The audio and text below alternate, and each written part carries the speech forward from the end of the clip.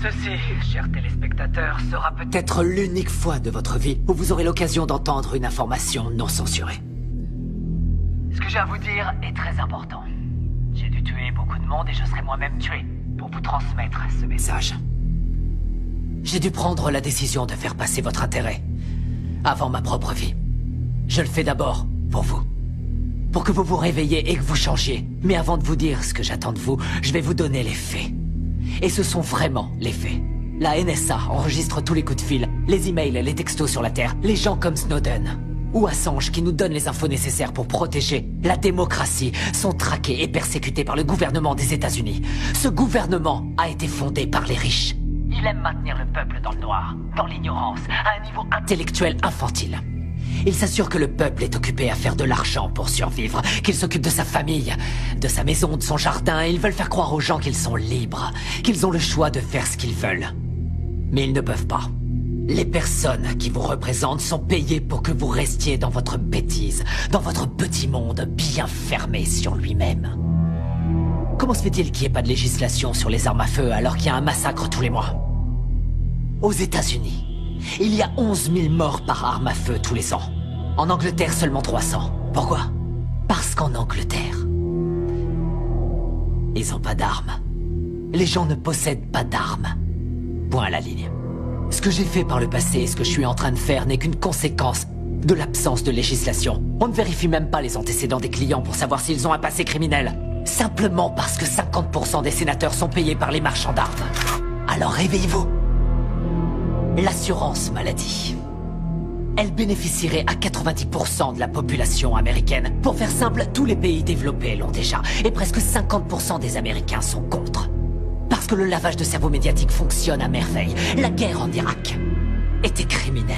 Bush, Cheney et Rumsfeld ont menti aux Nations Unies et au reste du monde. Saddam n'avait pas d'armes de destruction massive et n'avait rien à voir avec Al-Qaïda. Nous savons que nos amis saoudiens ont financé les attaques du 11 septembre. Mais à cause de leur pétrole, nous ne faisons rien contre eux. À la place, nous avons envoyé nos soldats se faire tuer dans des pays qui n'ont rien à voir avec le terrorisme intérieur. Pourquoi Obama n'a pas fait juger le gouvernement Bush? Bush a coûté des centaines de milliards aux contribuables et a commis des crimes de guerre. Pourquoi Obama n'a-t-il entrepris aucune action en justice? Parce qu'ils sont tous les deux membres du même club.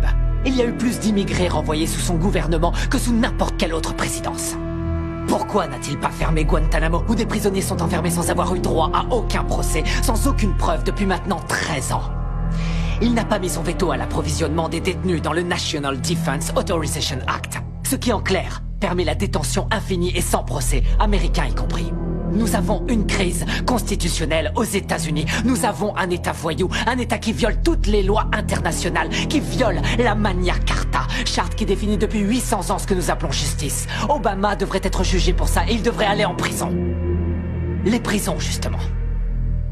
Aux États-Unis, nous sommes 5% de la population mondiale et nous avons 25% de la population carcérale mondiale. Les gens vont en prison pour 10 grammes de cocaïne. La moitié des prisonniers est enfermée pour détention de drogue et la très grande majorité est noire. Pourquoi cette situation absurde reste inchangée? Je vais vous le dire. Parce que Washington reçoit de l'argent du lobby des prisons pour que ça bouge pas. Pourquoi les pop stars, les célébrités, les courtiers, tous les gens pleins de fric qui se gavent de coke et d'exta à longueur de journée vont jamais en prison?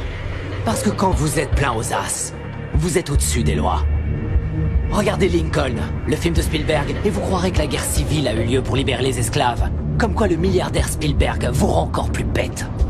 Et ils feront en sorte de projeter le film dans les écoles, de le diffuser à la télé en boucle pour toujours. Mais la vérité, c'est que toutes les guerres ont eu lieu pour le fric et que le petit peuple doit crever parce que les élites en ont décidé ainsi.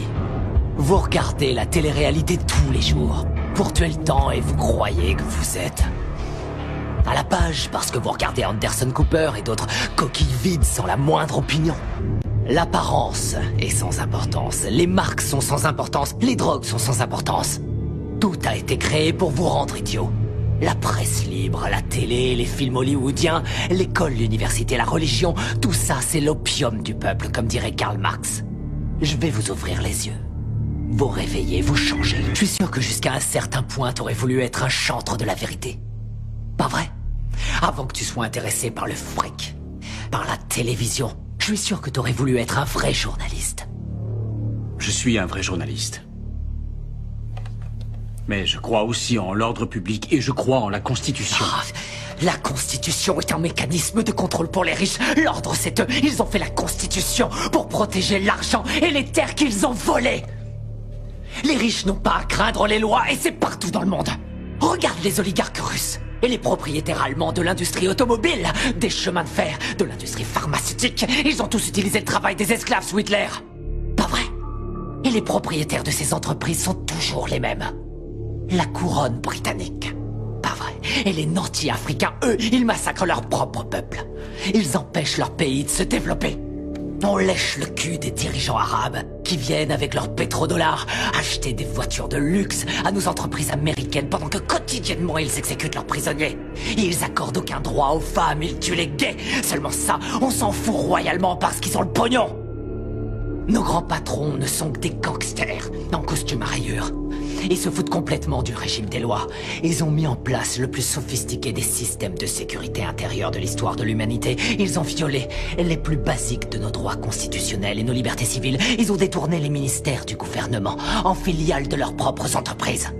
Ils se sont emparés du système de contrôle de l'information pour saturer les ondes de mensonges dont tu es un bon contributeur, Chip. Tu n'es pas différent des autres journalistes. Tous les présentateurs de journaux sont dans la poche de quelqu'un. J'ai pas raison. C'est quoi le programme ici? Vous voyez que tuer des innocents est une solution. Je crois, ouais. Franchement, est-ce que c'est pas la solution que l'Amérique utilise aux quatre coins du monde? Avec leurs drones. Qu'est-ce qu'ils envoient, les drones? Des bombes ou des bonbons pour les petits-enfants? On tue 50 gamins, Chip, pour avoir un terroriste. On pille pas le tiers-monde, peut-être? On les laisse crever de faim, et crever tout court pour maintenir notre niveau de vie. La situation est grave. Les discours pacifiques ne suffisent pas, on connaît les crimes, le réchauffement climatique est une réalité. On sait que les lobbyistes ont acheté Washington, on a vu l'effondrement de la bulle financière, mais on continue à imprimer de la monnaie. Pour retarder l'inéluctable, dans 50 ans ou même avant, tout sera terminé. Nous sommes de plus en plus nombreux sur la planète et il y a de moins en moins de nourriture, d'eau et de pétrole.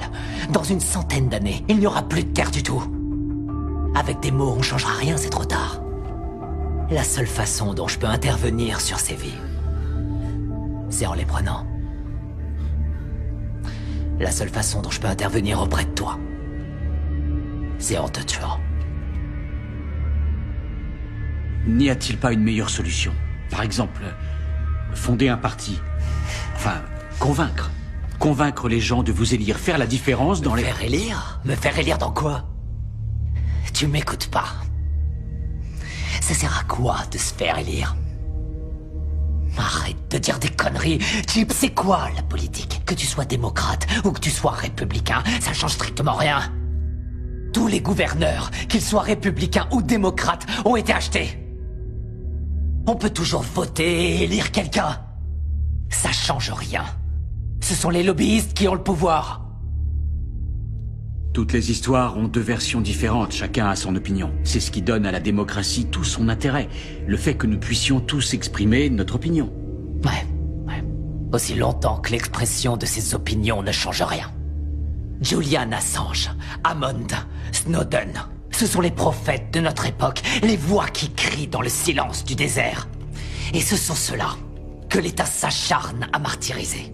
Notre démocratie est morte. On nous interdit de dire ce que nous pensons. À elle seule, cette interview devrait suffire à m'envoyer en prison sans jugement. Pour toujours, on va m'envoyer à Guantanamo. Ça sert plus à rien de s'exprimer. Et vous ne pensez pas pouvoir changer cet état de fait? Je peux pas. Je crois que c'est le seul moyen de faire avancer les choses. Ce que j'attends de vous, c'est que vous changiez le monde. Et ça se fera pas tout seul, ça se fera pas pacifiquement. Nous allons devoir tuer les riches. Sortez de chez vous. Prenez vos armes, allez faire sauter Washington, partez à la chasse aux milliardaires, aux patrons de banques, aux ordures, aux PDG, aux menteurs, aux gouverneurs, aux lobbyistes, aux sénateurs. Tout ça, c'est du pareil au même, il faut les pendre! Au premier arbre que vous trouverez, nous devons faire le ménage, tout rendre propre. Nous devons repartir du début. Il nous faut une nouvelle chance. Mais je peux pas le faire seul. J'ai besoin de votre aide. J'ai besoin de vous maintenant. Je vous remercie par avance. pour votre aide.